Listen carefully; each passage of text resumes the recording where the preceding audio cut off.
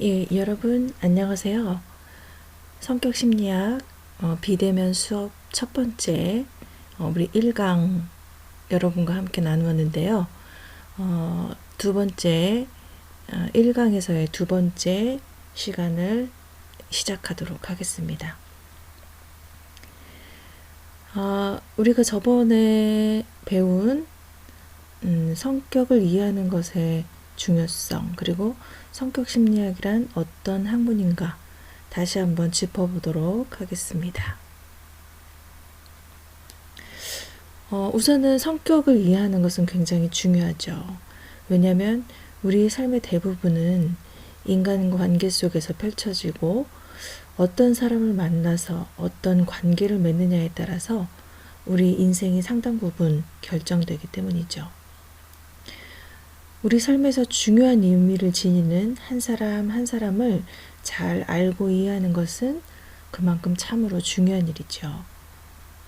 한 사람을 이해하는 것의 핵심은 그 사람의 성격을 이해하는 것입니다. 성격은 다른 사람과 구별되는 그 사람의 개성과 독특성을 의미하기 때문입니다. 어떤 사건의 직면에서 독특한 방식으로 생각하고 느끼고 행동하는 그 사람의 고유한 패턴이 바로 성격이라고 할 수 있습니다.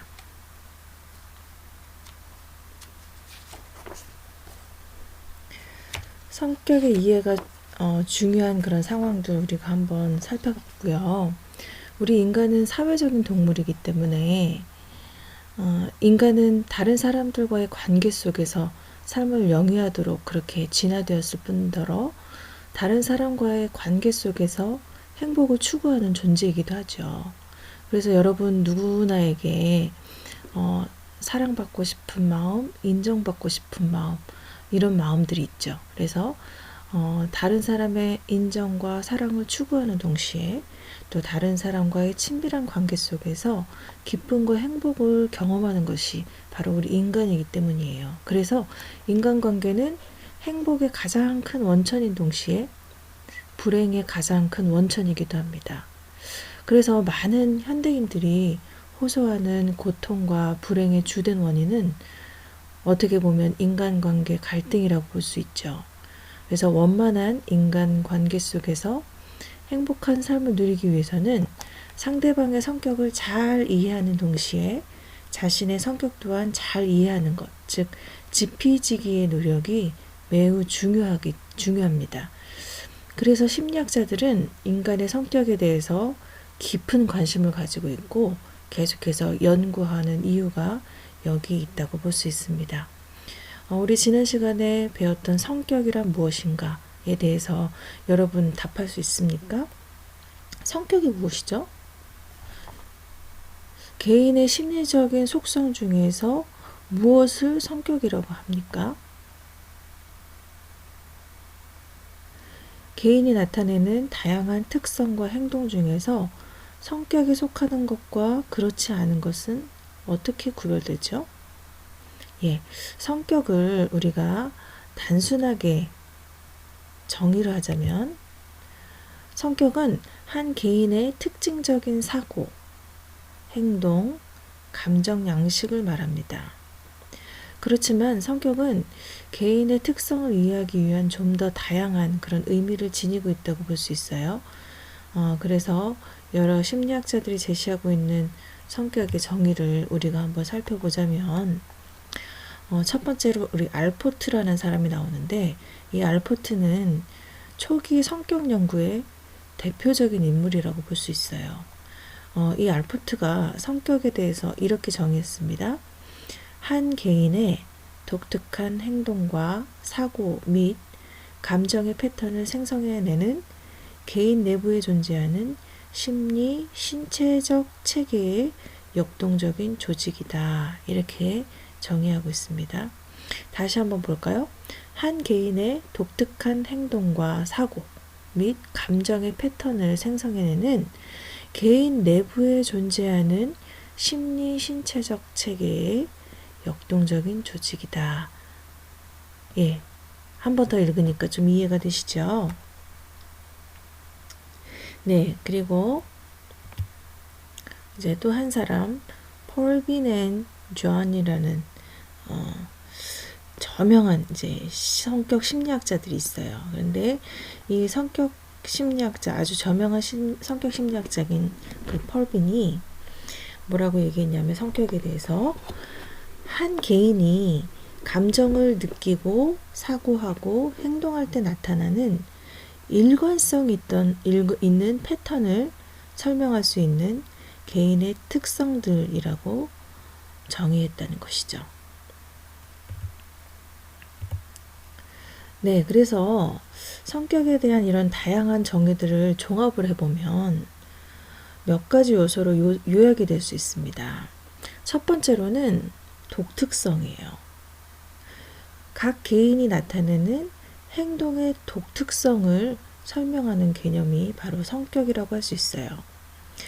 우리 백인백색이라는 말이 있듯이 성격은 개인이 지니고 있는 독특한 심리적인 색깔을 의미합니다. 개인의 성격은 다른 사람과 구별되는 그 사람만의 고유성, 독특성, 특이성을 설명할 수 있어야 합니다. 이런 점에서 성격은 개인차, 즉 개인들 간의 심리적인 차이를 설명하는 그런 개념이라고 볼 수 있습니다. 두 번째로는 일관성, 즉 성격은 개인이 나타내는 다양한 행동을 관통하는 일관성을 설명하는 개념이라고 볼 수 있습니다. 성격은 개인이 여러 상황에서 나타내는 다양한 행동들의 공통성을 설명할 수 있어야 합니다. 성격은 개인이 여러 상황에서 나타내는 다양한 행동의 공통성을 설명할 수 있다고 얘기했는데요. 정교하게 관찰하면 개인은 매 순간 각기 다른 독특한 행동을 나타내요. 그러한 독특한 행동들을 그 공통성에 근거해서 통합적으로 설명할 수 있는 것이 바로 성격입니다. 이런 점에서 성격은 다양한 구체적인 행동들에 포함된 일관된 속성을 추상화하여 설명하는 그런 개념이라고 볼 수 있습니다. 세 번째로는 성격은 시간과 상황의 변화에도 불구하고 일관성 있게 지속적으로 나타나는 개인 행동의 안정성을 반영하는 개념이라고 볼 수 있어요. 개인의 행동은 상황에 따라 다를 뿐 아니라 개인의 심리적인 취향도 시간의 흐름에 따라서 변화되죠. 이처럼 수시로 변화하거나 일시적으로 나타나는 행동 패턴은 성격이라고 할 수 없어요.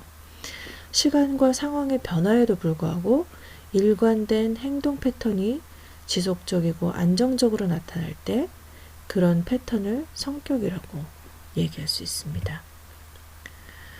네 번째, 성격은 구조를 지니고 역동적으로 기능하는 내면적인 조직체라고 할 수 있습니다. 인간은 그 다양한 행동을 하게 되는데, 이러한 다양한 행동은 외부 자극에 대한 반사적인 반응이 아니라 내면적 조직체의 심리적인 과정을 통해서 표출된 것이라고 볼 수 있어요. 안정된 구조를 지닌 내면적 조직체로 인해서 인간의 행동이 일관성 있게 안정된 방식으로 나타날 수 있다는 것이죠. 그러나 이러한 조직체는 상황의 변화에 따라 유연하게 반응하도록 내면적 구조의 역동적인 과정을 통해서 기능합니다.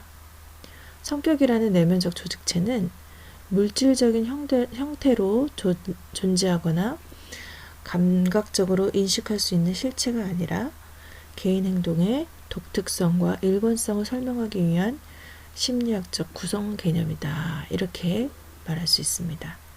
마지막으로 성격은 개인의 독특한 심리적 반응을 다양한 측면, 즉 동기, 인지, 정서, 행동의 측면에서 설명하는 개념이라고 볼 수 있습니다.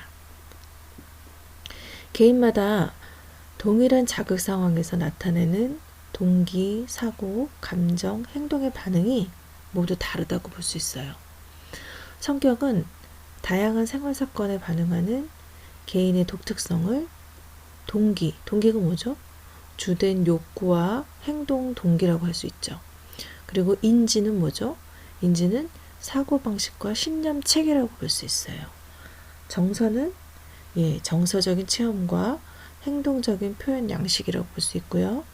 행동은 외현적인 반응 양식과 습관이라고 볼 수 있는데, 이러한 동기, 인지, 정서, 행동의 측면에서 설명할 수 있어야 된다는 것이죠.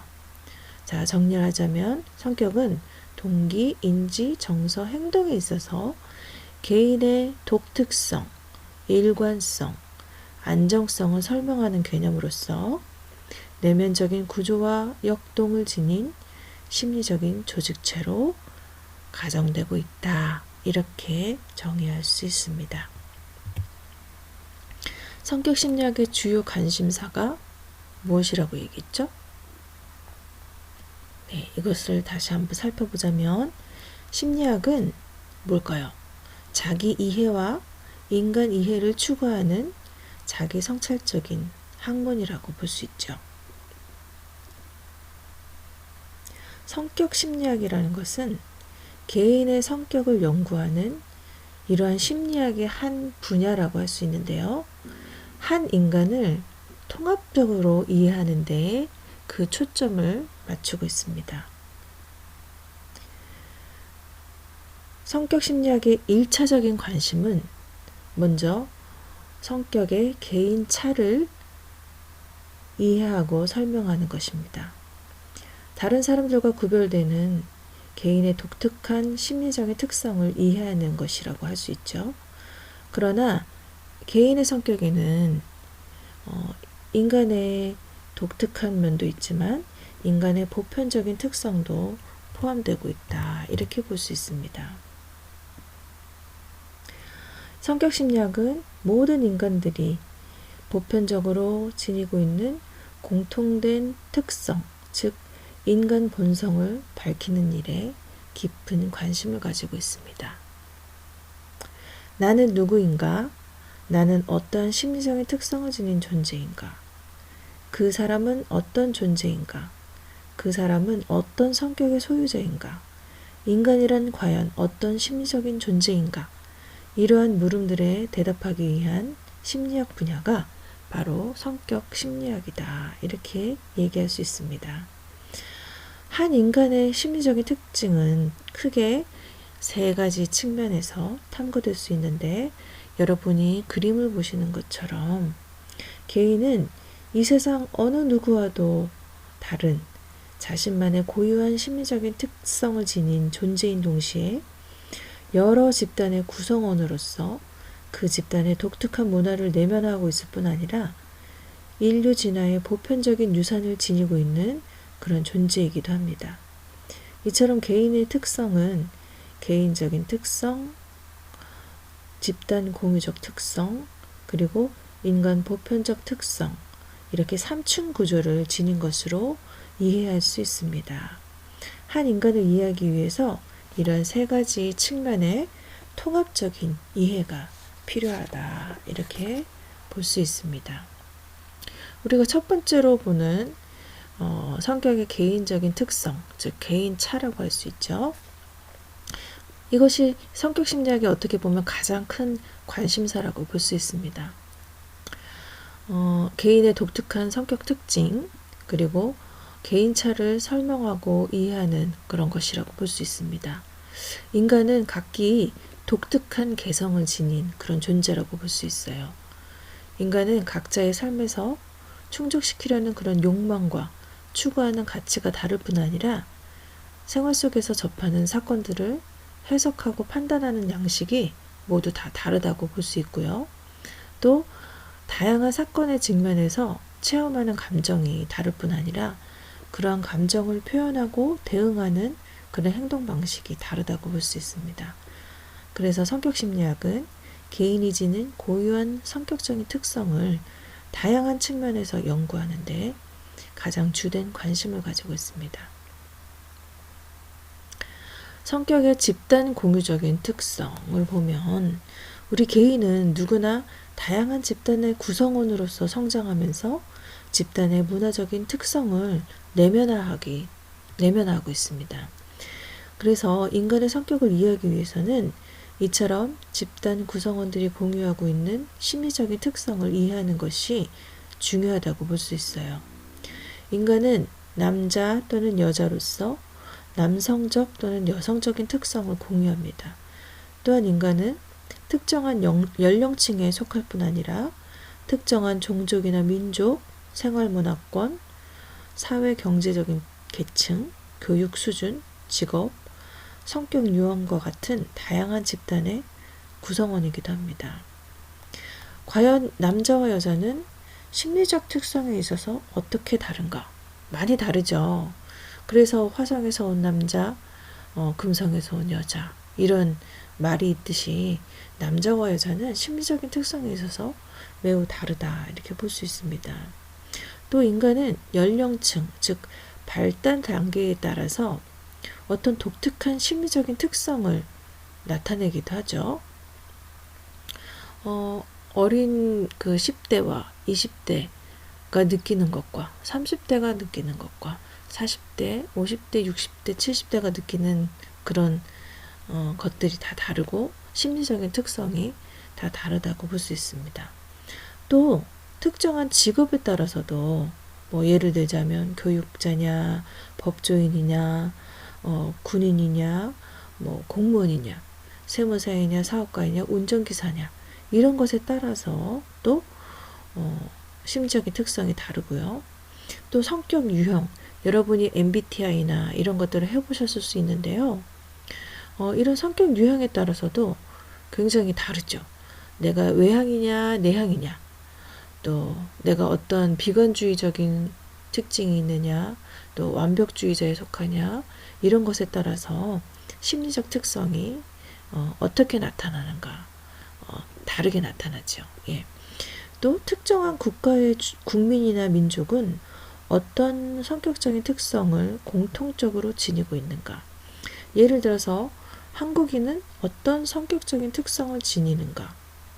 한국인만의 좀 다른 나라와 다른 그런 문화가 있죠. 외국인들이 한국인 하면 빨리빨리 문화, 그거를 제일 먼저 생각하고 있죠. 우리나라 사람들은 굉장히 성격이 좀 급한 부분이 있어요. 그래서 모든 면에서 또 굉장히 빨리빨리 하는 그런 문화가 있고 그런 특성이 있죠. 또 동양인과 서양인, 뭐 또 한국인과 일본인 이런 거에 따라서도 심리적인 측면에서 많이 다르게 나타나고요. 또 최근에는 문화권에 따른 구성원들의 심리적인 차이를 규명하는 동시에 다양한 심리적 요인에 대한 문화의 영향을 탐색하는 그런 학문 분야가 발전하고 있고요. 문화심리학, 비교문화심리학, 토착심리학 이런 명칭으로 지칭되고 있는데 이런 것이 굉장한 관심 분야입니다. 또 인간은 누구나 독특한 성격을 지닌 개성적인 그런 존재일 뿐 아니라 모든 인간이 공유하는 보편적인 심리적 속성을 지닌 존재라고 볼 수 있습니다. 그래서 개인을 이해하려면 그 사람의 바탕에 깔려있는 인간 보편적인 특성을 이해하는 것이 필수적이다라고 볼 수 있어요. 과연 인간은 어떤 존재인가? 인간의 본성은 무엇인가? 인간은 본래 선한 존재인가? 악한 존재인가? 여기서 뭐 성선설, 뭐 성악설 이런 것들이 나오기도 하죠. 그리고 이러한 부분은 심리학에서도 굉장히 관심을 가지고 있지만 철학, 신학 이런 분야에서도 굉장히 관심을 갖고 있는 그런 주제이기도 합니다. 또 인간은 어떤 욕망을 지니고 어떻게 생각하고 느끼며 행동하는 그런 존재인가? 인간은 합리적인 존재인가? 비합리적인 존재인가? 인간은 누구나 자신의 이익을 가장 우선시하는 이기적인 존재인가? 아니면 타인의 안전과 행복을 중시하는 이타적인 존재인가? 이와 같이 인간 보편적 속성에 관한 다양한 심리학적 논의는 인간 본성론이라고 할 수 있어요. 이 인간 본성론은 다양한 사회과학의 기본적인 전제가 되고 있습니다.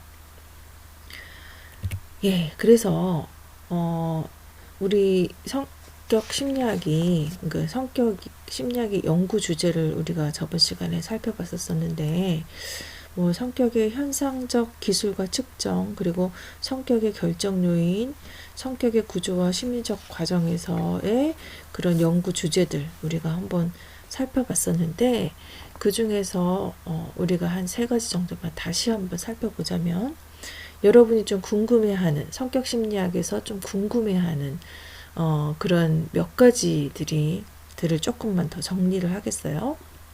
먼저 성격이 인생에 미치는 그런 영향은 어떠한가? 여러분이 한번 생각해 보셨을 거예요. 여러분의 성격이 여러분 인생에 미친 영향이 굉장히 크지 않았나요? 예, 성격은 개인의 삶에 아주 강력한 영향을 미친다고 할 수 있어요. 우리가 성격 심리학을 여러분이 공부하고 싶었던 그런 이유 중에 하나도, 내가 이런 성격을 타고났는데, 또 이런 성격으로 살아가고 있는데 내 인생이 이렇게 되더라 하는 이런 것들을 여러분이 느낀 바가 있기 때문에 아마 성격 심리학에 관심을 갖지 않았을까, 이런 생각이 들어요. 예, 그만큼 성격은 개인의 삶에 강력한 영향을 미친다고 볼 수 있습니다. 성격은 개인이 인생에서 접하게 되는 다양한 생활 사건과 도전에 대응하는 그런 심리적인 특성이기 때문이에요. 개인의 인생은 어떤 환경적인 조건을 만나느냐보다는 그러한 환경적인 조건에 어떻게 대응하느냐에 의해서 훨씬 더 많은 영향을 받는다고 볼 수 있습니다. 그래서 성격 심리학에서는 성격 특성이 인생의 주요 영역, 즉 우리 인생에서의 인간관계, 직업, 여가 활동, 종교 활동, 여러분의 건강 등에서 어떠한 영향을 미치는지 탐구하는 것이 바로 성격 심리학이라고 볼 수 있어요. 예, 그래서 성격은 인간관계, 예를 들어 연인관계, 교우관계, 부부관계 등에서 어떠한 영향을 미치는가, 또 어떤 성격 특성이 특정한 인간관계에 어떤 영향을 미치는가, 또 성격은 직업적 수행과 만족에 어떤 영향을 미치는가, 또 성격은 여가, 종교, 건강, 행복에 어떤 영향을 미치는가, 또 성격은 어떠한 심리적 과정을 통해서 인생의 여러 영역에 영향을 미치는가. 여러분이 이런 것들을 생각해 보면서 성격 심리학을 공부하신다면 여러분의 성격의 변화에도 또 좋은 영향을 미칠 수 있고, 또 여러분의 인생에 있어서도 좋은 영향을 미칠 수 있을 것이라고 생각합니다.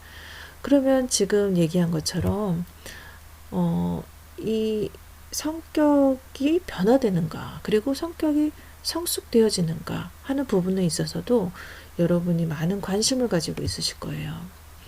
성격 심리학의 주요 관심사 중에 하나는 성인기에 성격이 변화되는가 하는 그런 물음이에요. 일반적으로 개인의 성격은 아동기와 청소년기의 발달 과정을 거쳐서 성인기에 상당히 안정된 그런 패턴을 나타나게 됩니다. 그런데 어떤 연령대에 성격이 비교적 안정된 상태로 정착하는지에 대해서는 또 논란이 존재하기도 합니다.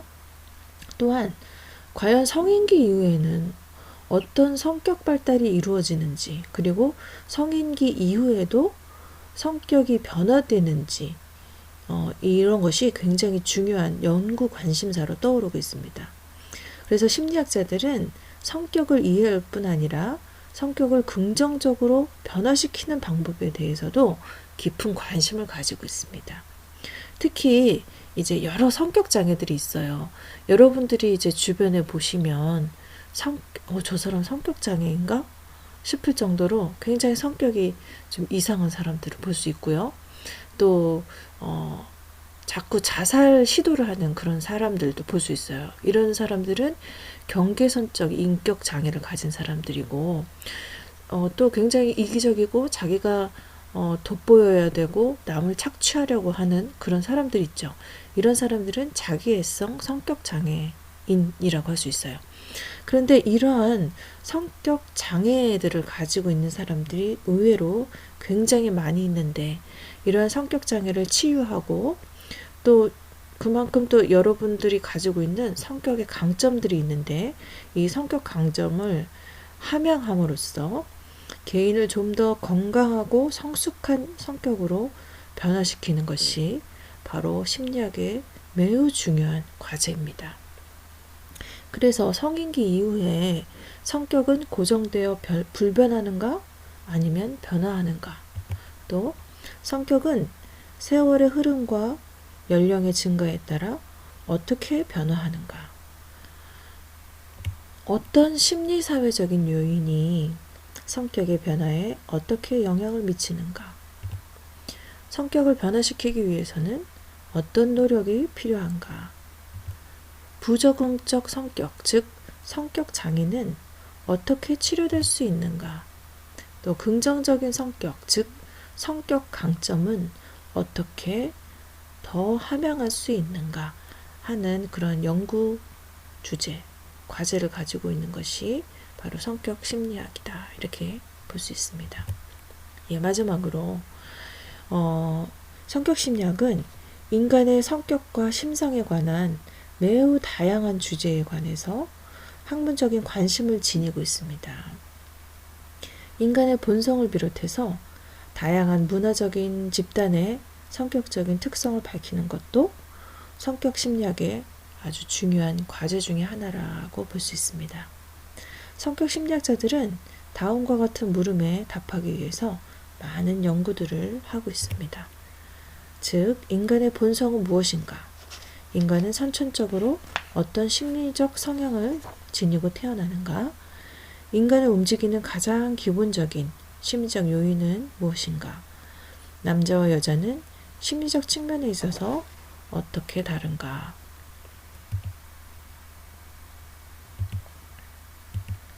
또 다른 문화적인 배경을 지닌 집단, 즉 예를 들자면 동양인과 서양인, 한국인과 일본인 등 이렇게 다른 문화적 배경을 지닌 집단은 성격적인 측면에서 어떤 차이를 나타내고 있는가? 또 특정한 집단 구성원, 예를 들자면 한국인, 이런 특정한 집단 구성원이 공유하는 성격적 특성은 무엇인가? 또 만약 존재한다면 그 집단 구성원은 어떤 성격적인 특성을 지니는가, 이런 것들이 성격 심리학의 주제라고 볼 수 있습니다. 예, 그래서 여러분이 한번 생각해보고, 원래는 서로 같이 모여 있으면 이런 주제로 서로 토론을 하면 참 좋은데, 우선은 여러분이 이 온라인 강의를 통해서 한번 생각을 해보셨으면 좋겠어요. 나는 사람들의 성격을 어떤 기준, 어떤 유형으로 구분하고 있는가? 물론 여러 가지 구분되어지고 기준되어지는 것이 성격 심리학에 나타나 있지만 여러분 자신의 기준이 있을 거예요.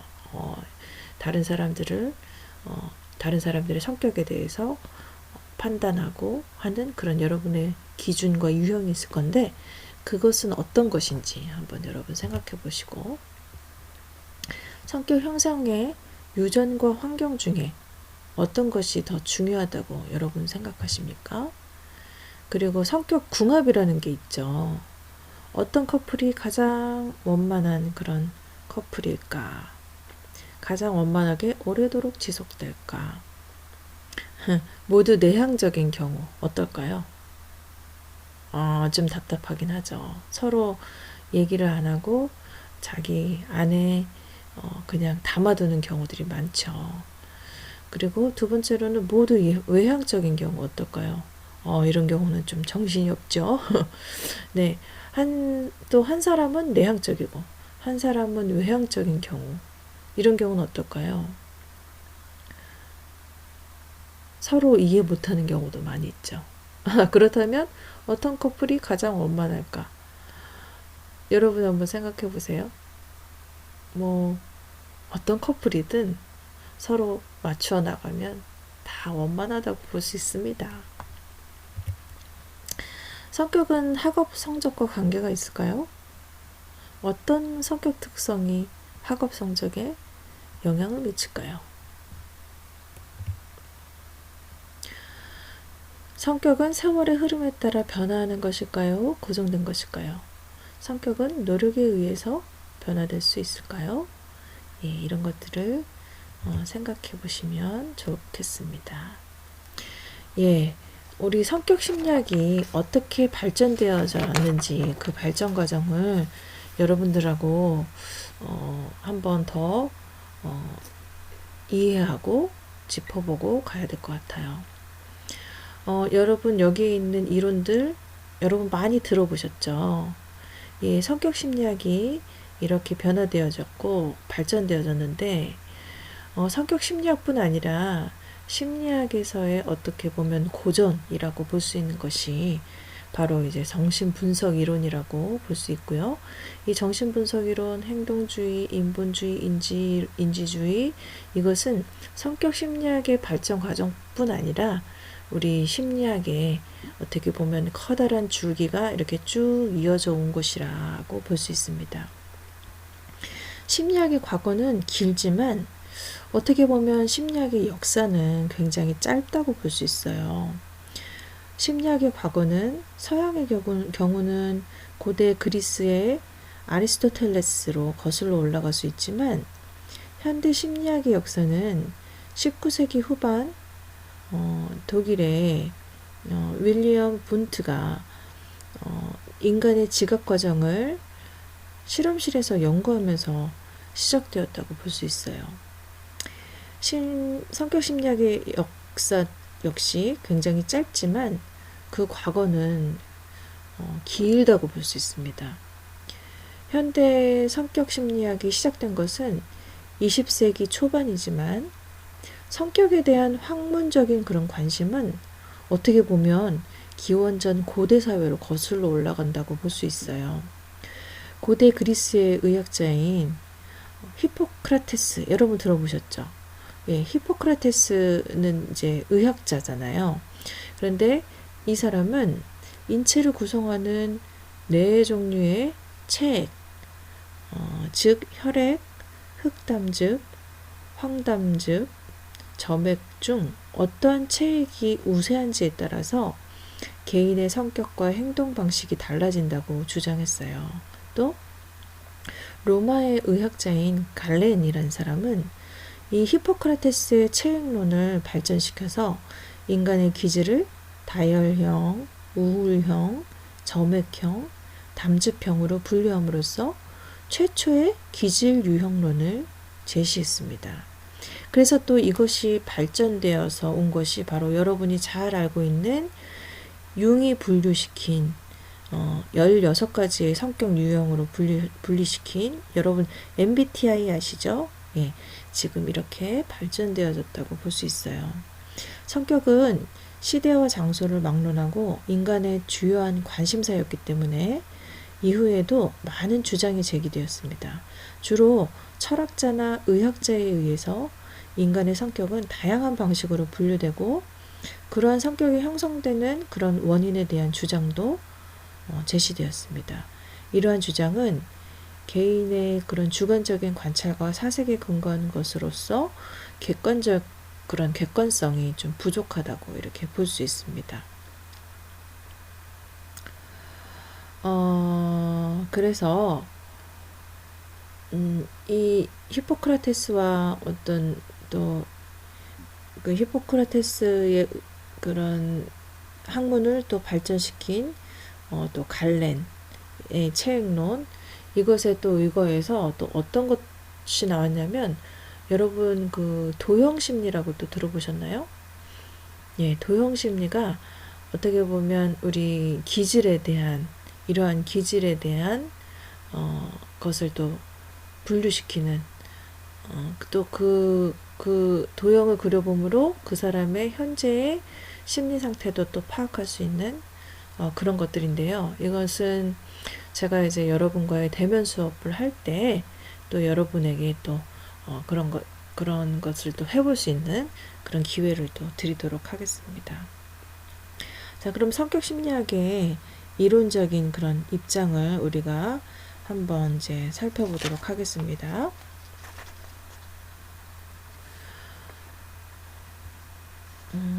먼저 성격 심리학의 과학적인 방법으로 연구하는 그 현대의 심리학은 19세기 후반에 태동하였다고 이렇게 볼 수 있는데요.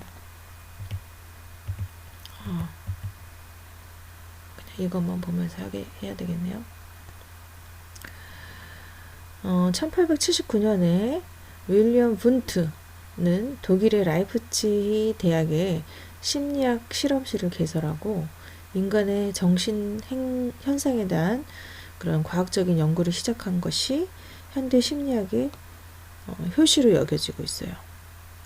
그래서 그를 미국 심리학의 아버지로 그렇게 여기고 있습니다. 현대 심리학이 태동한 이후로 인간의 성격에 대한 다양한 심리적인 이론이 제시되었어요. 성격 심리학은 지금 다음과 같은 5가지의 이론적인 입장에 근거해서 발전하고 확장되었습니다. 첫 번째로는 정신분석 이론.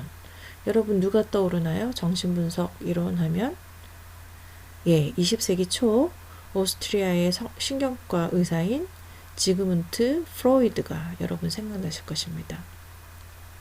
인간의 성격과 정신병리를 설명하기 위해서 제시한 심층심리학 이론이 바로 정신분석 이론이라고 할 수 있습니다.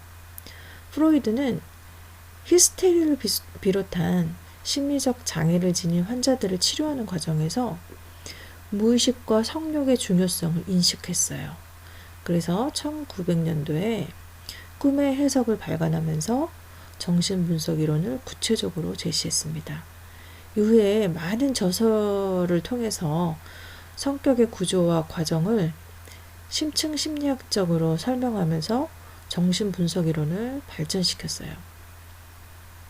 정신분석 이론은 인간의 성격 구조를 체계적으로 설명한 최초의 심리학 이론으로서 많은 심리학자들에게 영향을 주었고 성격 심리학의 발전에 크게 기여했습니다.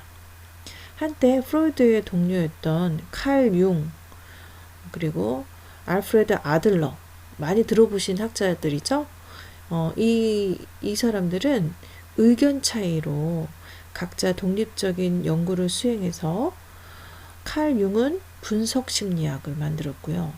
또 아들러는 개인 심리학으로 발전시켰죠. 이 정신분석 이론은 현재 그 영향력이 점차 약화되고 있는 추세이긴 하지만 인간의 성격 전반에 대한 정교한 이론을 제시하고 있을 뿐 아니라 인간의 무의식 세계를 설명하는 가장 대표적인 심층 심리학 이론이라는 점에서 아직까지도 여전히 중요한 그런 학문입니다. 프로이드가 제시한 정신분석 이론은 이 책에서 9장에서 자세하게 소개되고 있으니까 여러분이 한번 더 보시고 융의 분석심리학과 아들러의 개인심리학은 또 10장에 소개되어 있으니까 여러분이 다시 한번 좀 자세하게 살펴보시면 좋을 것 같습니다. 이 두 번째 행동주의 이론은요. 정신분석 이론을 비판하면서 나온 것입니다. 실험적 연구 전통에 근거해서 발전한 심리학 이론이 행동주의 이론이고요. 20세기 초반에 미국에서는 정신분석 이론에 반대하면서 과학적 연구 방법을 강조하는 행동주의 심리학이 대두되었어요. 이 행동주의의 주장에 따르면 심리학은 엄밀히 과학이다. 그래서 이 과학이 되기 위해서는 객관적인 관찰과 측정이 가능한 행동에 초점을 맞춰 연구해야 한다. 즉, 관찰이나 측정이 불가능한 내면적인 심리 구조나 과정에 관한 모호한 개념들은 배격되어야 한다. 행동주의 이론은 개인의 독특한 행동 패턴이나 습관에 초점을 맞추고 있고요. 그런 행동이 학습되고 유발되는 환경적인 그런 요인을 굉장히 중시하고 있어요. 이 행동의 학습 과정을 설명하는 대표적인 이론은 여러분 파블로브 들어보셨죠? 이반 파블로브에 의한 고전적 조건 형성 이론이 있고요. 또 B.F. 스키너를 위시한 여러 심리학자들이 제시한 조작적 조건 형성 이론이 있고요. 또 알버트 반두라라는 사람이 또 사회적 학습 이론을 주장했고요. 이 책의 11장에 보면 이러한 것에 대한 자세한 내용이 소개되고 있으니까 여러분 한번 보시기 바랍니다. 또 세 번째로는 특질 이론이라는 것이 있어요. 이것은 상관적 연구 전통에 근거해서 발전한 대표적인 성격 이론입니다. 초기 성격 심리학자의 대표적 학자가 미국 심리학자인 알포트라고 얘기했죠. 고든 알포트는 1937년에 성격 심리학적 해석이라는 그 책을 출간하면서 성격의 분석 단위로 특질이라는 개념을 제시했어요. 그에 따르면 특질이라는 것은 자극에 대해서 특정한 방식으로 반응하는 경향성으로서 인간의 내면에 실제하는 것이며 이러한 행동 경향성을 밝혀내는 것이 성격 심리학의 과제이다. 이렇게 주장을 했는데요. 이 알포트의 주장을 계기로 성격 특질을 측정하는 다양한 심리 검사들이 개발이 되면서 본격적인 성격 심리학의 연구가 시작되었습니다. 그래서 1949년에 카텔이라는 사람이요. 16개의 성격 특질을 제시하고 그러한 특질을 측정하는 성격 검사를 발간했고요. 또 1960년도에 아이젠크는 성격 질문지를 개발하고 성격의 3요인 이론을 제시했습니다. 이후에 성격을 구성하는 특질의 수에 대한 논란이 제기되었어요. 그래서 여러 요인 분석 연구에서 5개의 특질이 공통적으로 발견되었습니다. 그래서 1981년에 골드버그는 이러한 5개의 성격 특질을 빅 5라는 별칭으로 불러서 관심을 끌었는데요. 1985년에 이런 성격의 5요인을 측정하는 NEO 성격 질문지를 개발하고 여러 연구를 통해서 5요인의 안정성과 문화보표성을 밝히면서 성격의 5요인 이론은 대표적인 특질 이론으로 자리 잡게 되었습니다. 이 특질 이론의 구체적인 내용은 2장에서 자세하게 소개되어지고 있습니다. 그리고 네 번째 인본주의 이론이 있어요. 이 인본주의 이론은 인간의 본성과 성격에 대한 긍정적인 관점을 제시하고 있는 대표적인 성격 이론이라고 볼 수 있습니다. 인본주의 이론은 인간의 존엄성과 성장 가능성을 무시하는 그런 정신 분석 이론과 행동주의 이론에 반대하면서 대두되어진 것이에요. 정신분석 이론은 인간의 무의식과 성욕에 의해 휘둘리는 존재로 인간을 인식하는 반면 행동주의 이론은 인간을 환경에 의해서 조작되는 기계 같은 존재로 설명을 했다. 인본주의 이론에서는 이렇게 보고 있는 거죠. 그래서 미국의 임상심리학자인 칼 로저스 많이 들어보셨죠? 이 로저스는 1942년에 인간중심 치료를 제시하면서 인간의 자기 실현 경향성을 강조했습니다. 1954년에 에이브람 메슬로우 많이 들어보셨죠? 메슬로우가 동기와 성격을 발간하면서 자기 실현을 정점으로 하는 동기의 위계적 발달 이론을 제시했습니다. 인본주의 이론은 인간의 성장 지향 동기와 자기 실현적 인간상을 제시함으로써 성격 심리학의 발전에 많은 부분 기여했습니다. 1950년도에서부터 70년대에 많은 인기를 끌었던 인본주의 이론은 정교적인 이론 체계와 실증적인 연구 방법의 부재로 인해서 쇠락했지만 최근에 대두된 긍정심리학을 통해서 인간의 긍정적인 측면을 강조하는 인본주의의 기본 정신이 이어지고 있습니다. 인본주의 이론은 실존주의 이론과 함께 인간의 성격과 본성을 이해하는 그런 새로운 관점을 제시하고 있으며 이 책의 12장에서 자세하게 소개되어지고 있습니다. 인지주의 이론은요, 개인의 성격을 인지적 특성, 즉 독특한 신념과 사고 과정으로 설명하는 그런 이론인데요. 1950년대에 심리학계의 인지혁명으로 인해서 인간의 인지적 구조와 과정을 설명하는 개념과 그 측정 방법이 급격하게 발전하기 시작했어요.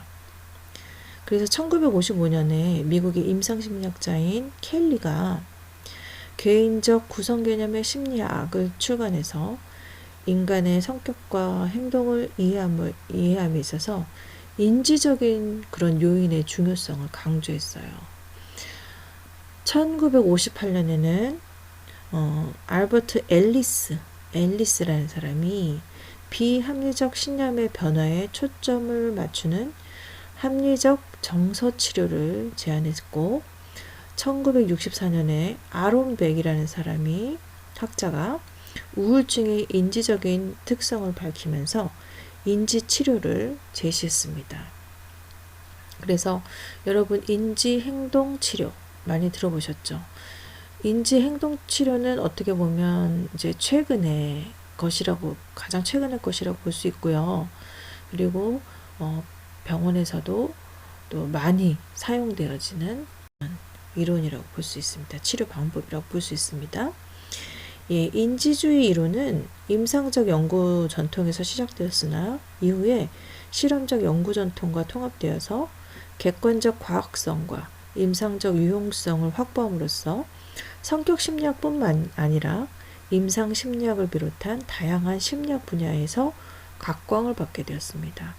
인지주의 이론은 1970년대에 행동주의 이론과 접목되면서 인간의 성격과 정신병리를 설명하는 인지행동 이론으로 발전했고 이 책의 11장에서 상세하게 소개되어 있기 때문에 여러분이 한번 살펴보시고 우리 함께 또 공부해 나가면 되겠습니다.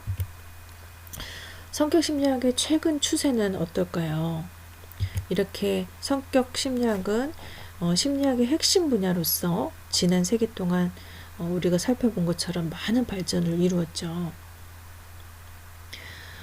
그 첫째는 성격의 분석 단위가 다양화되고 있다는 것이에요. 개인의 성격 전체로부터 특질, 심리 도식, 스키마라고 하죠. 심리 도식, 그 다음에 자기, 셀프라고 하죠. 자기, 그 다음에 심리 양식, 행동 각본, 스크립트라고 하는데 행동 각본에 이르기까지 아주 다양해지고 있어요. 거시적인 관점에서 성격 전체를 통합적으로 설명하고자 하는 거대 이론에서부터 성격의 세부적인 분석 단위를 미시적으로 정교하게 설명하는 미세 이론에 이르기까지 아주 다양한 연구가 진행되고 있습니다. 두 번째로는 성격과 상황의 상호작용에 대한 연구가 대세를 이루고 있습니다. 개인의 행동을 예측함에 있어서 성격 요인의 설명력에 그 의문을 제기하는 개인 상황 논쟁 이후로 성격 개념에 대한 회의와 함께 성격의 연구가 일시적으로 위축되었었어요. 그러나 최근에 개인의 행동을 설명하고 예측하는 데에는 상황 요인뿐 아니라 성격 요인을 함께 고려하는 것이 필수적이라는 결론에 도달하게 되면서 다시 성격 연구가 활발해지고 있습니다. 현대의 많은 실증적 연구들은 어떤 성격 특성을 지닌 사람이 어떤 사회적 상황에서 어떤 행동적인 반응을 나타내는지 그것에 대한 초점을 맞추고 있습니다. 세 번째로는 인간의 성격과 행동을 설명하고 예측하는 데 있어서 인지적 요인의 중요성이 더욱 부각되고 있다는 것이에요. 성격심리학 연구의 중요한 관심사는 성격이 상황적 요인과 상호작용에서 특정한 행동을 산출하는 그런 심리적인 과정이라는 것이죠. 개인이 사회적 상황을 어떻게 인식하고 해석하느냐에 따라서 행동이 달라지기 때문입니다. 이렇게 사회적 상황을 해석하는 방식은 성격과 밀접하게 연결되어 있다고 볼 수 있습니다. 그래서 성격을 구성하는 인지적인 요인들, 즉 자신과 세상에 대한 신념, 인지, 도식, 자기 개념, 귀인 등에 대한 연구가 증가하고 있습니다. 네 번째로 인간의 성격을 생물학적 관점에서 설명하려는 그런 접근이 활발해지고 있습니다. 1990년대에 발전한 진화심리학의 관점에서 인간의 성격과 행동을 설명하려는 다각적인 그런 시도가 이루어지고 있습니다.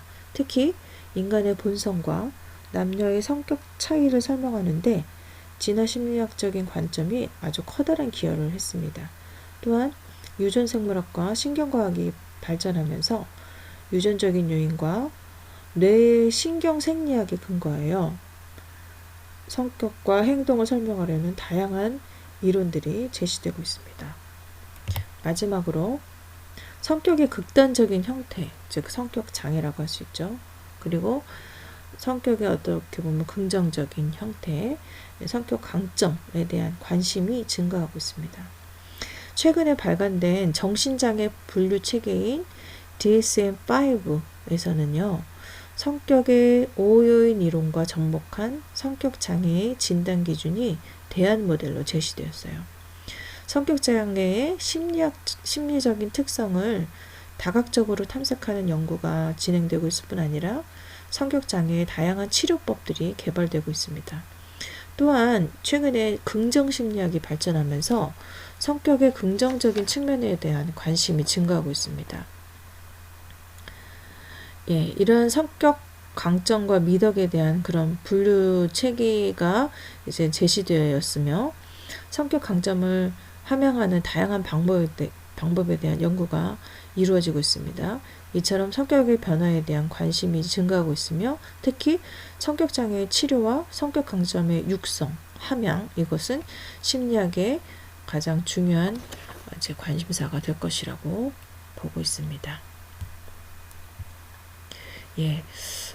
오늘은 이것까지 하고 이제 다음 시간에는 우리 이제 2장 성격의 이해와 평가, 성격 유형과 성격 특질에 대한 부분을 저희들이 공부하면서 또 간단하게 우리 책에 나와 있는 성격 유형 검사 이런 것들을 같이 해나가면서 아주 재미있는 그런 시간을 또 보내도록 하겠습니다.